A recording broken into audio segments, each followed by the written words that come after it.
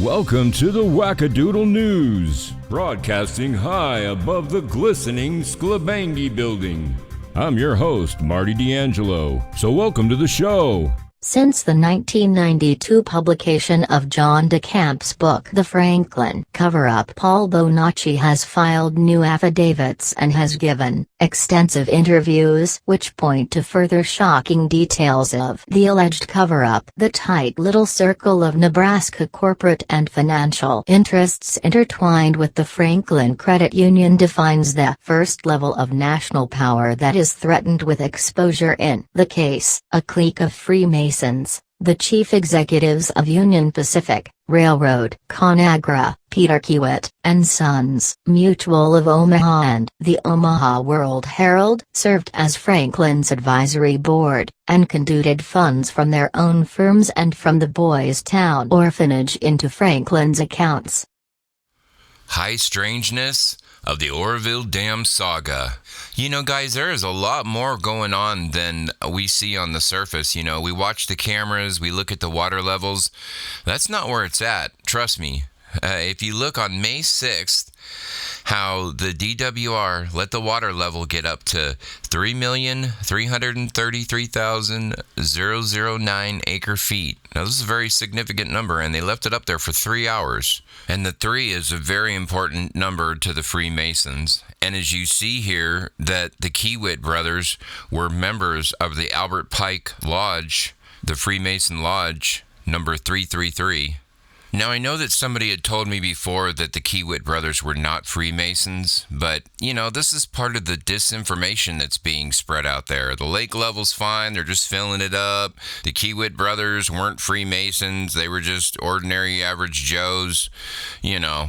Anything to try to throw off the scent. But as the truth starts coming out and you start seeing what's really going on behind the scenes, the DWR, the Kiewit Construction Company, the Freemasons, the government of California, you know, it's a messed up scene, guys. Come on, let's not try to sugarcoat this. So many conspiracies, so little time to figure it all out. You got these pilots that fly over the dam and they report for the DWR, even though they're supposedly in no way affiliated with them. Do you guys wonder why Juan Brown doesn't fly over Lake Oroville anymore? It's been a long time since he's done an actual flyover. You guys want to know why? It's because they don't want him to. They've asked him to report on it and report what they report, but do not fly over the lake and show any more. That's right, folks. Juan Brown has been kindly asked by the Department of Water Resources to go fuck a goat. So, what are you brownies going to do now? And just to make it perfectly clear, everyone here at the Oroville Dam Watch Group is prepared for a fight. Now, I don't recommend that any of you brown-nosing snowflakes try this, because you will get the beatdown of a lifetime. So I put links in the description. Go read that blog about high strangeness at the Oroville Dam. Go find out more about the Freemasons. Go do your research. Find out what you can. If any of you find information that seems to be important to what's going on with the Oroville Dam, please send it to us at marty@OrovilleDamWatch.com so that way we can share it with the public. We have another report coming out later today or tomorrow, so be sure to watch for that. Thank you guys for your support. God bless you. Keep up the good work. Marty D'Angelo, Oroville Dam Watch Group, over and out.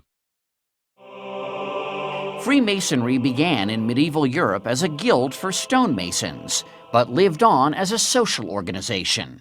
1717, the first Grand Lodge is created in London. And now there are many men in these lodges that are not associated with the trade organization. They're gentlemen masons. They're not stonecutters. They're not stonecutters. And so something has happened. A modern fraternity has been created. It wasn't long afterward that the conspiracy theories began. All these men with different neighborhoods, different professions, meeting in the cafe, breaking bread together, doing rituals. What could this be? So the response on the part of the authorities was, oh my God, this is a conspiracy. And so in 1738, Pope Clement XII issued the Catholic Church's first decree against Freemasonry, and it still applies today. In the U.S., Freemasonry flourished. until its secrecy made it the object of suspicion here, spawning America's first third party, the anti-Masonic Party. It elected 8 congressmen, but lost the 1828 presidential election to Andrew Jackson, a proud Mason. Let us pray. Today, Freemasonry has about 1.3 million members in the U.S., down from 4 million in 1959. Eternal God and Heavenly Father, the supreme architect of the universe. Among the members today, African Americans, formerly relegated to a separate black-only branch of Freemasonry. And then there are members like those in Colonial Lodge number 1821 of Washington, D.C. Most of them are in their 20s, and some attracted to Freemasonry by Dan Brown novels and movies like National Treasure. They formed a new brotherhood called the Freemasons in honor of the builders of the great temple.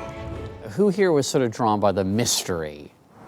I mean, I'll confess part of it. I think it's all. I think it's a combination of history, tradition, and mystery as well. You know there's ritual, but you don't know what it is. Exactly. And that, how can you not be? That's alluring. Yeah. I mean, that's the reason people joined Freemasonry and not the Rotarians.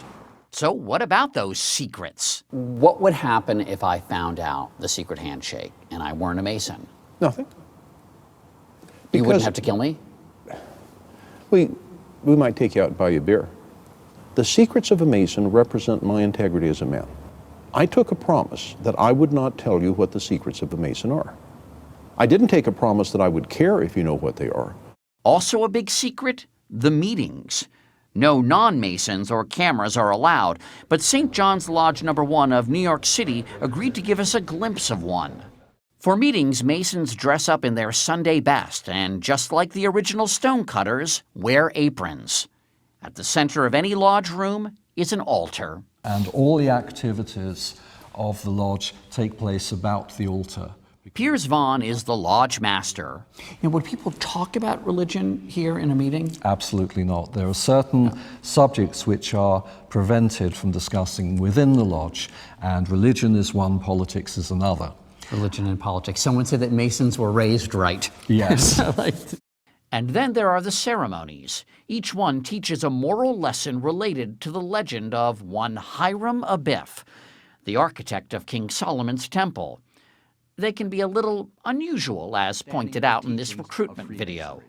Even while blindfolded, try to concentrate on what you are asked, what is said to you, and what is happening around you.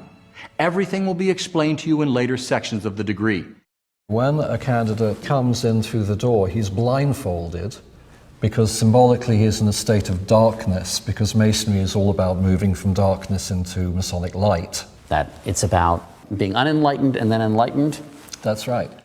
As for what happens after that, well, that's a secret.